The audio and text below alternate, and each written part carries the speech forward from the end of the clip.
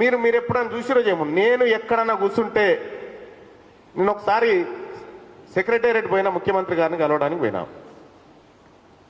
కూర్చుంటే ఒక ఆయన వచ్చిండు, ఓ రెడ్డి గారు వస్తే వీళ్ళందరూ ఎమ్మెల్యేలు అంతా లేచి ఆయనకు నమస్తే పెడుతురు. నాకెందుకు అర్థం కాలి, లేచుడు ఎందుకు అని.